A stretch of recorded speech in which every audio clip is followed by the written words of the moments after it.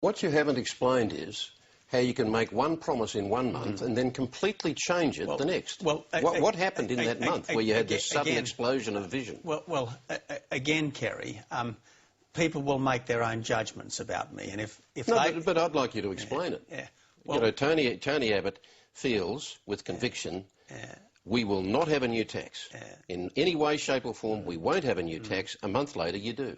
Well, you know, again, Kerry, I know politicians are going to be judged on everything they say, but sometimes in the heat of discussion, you go a little bit further than you would if it was an absolutely calm, considered, prepared, scripted remark, which is one of the reasons why the statements that need to be taken absolutely as gospel truth is those carefully prepared, scripted remarks. So every time you make a statement, we have to ask you whether it's carefully prepared and scripted or whether it's just something on the fly. Look, we no, can... seriously, this is a very serious question. But all of us, Kerry, all of us, when we're in the heat of verbal combat, so to speak, will sometimes say things that go a little bit further. Mr Abbott, we're not all leaders of major political parties who are either Prime Minister or aspiring to be. True.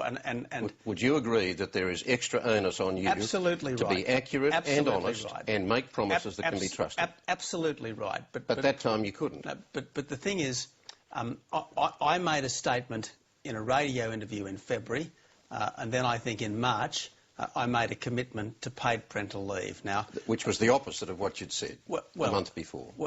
It wasn't absolutely consistent with what I said the month before. It was the opposite.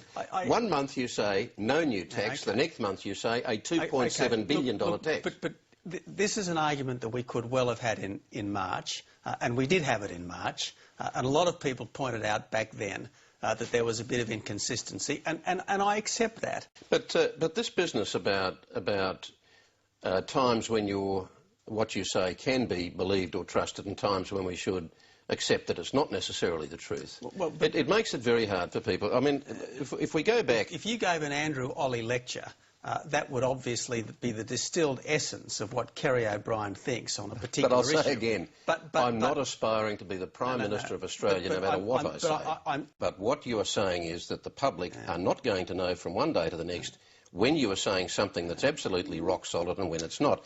Are there two Tony Abbotts, the real Tony Abbott and the Tony Abbott who tailors what he has to say to whatever audience he has in front of him? We've talked about, I'll say this quickly, we've talked about the time you told the audience in a Victorian country town that the climate change argument was quite absolute crap.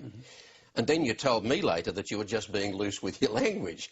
It didn't represent my true position, you said. How are we to know when we're hearing your true position and when you're fudging the truth? I mean, people will make their judgments of me, Kerry, and I accept that, and I understand that.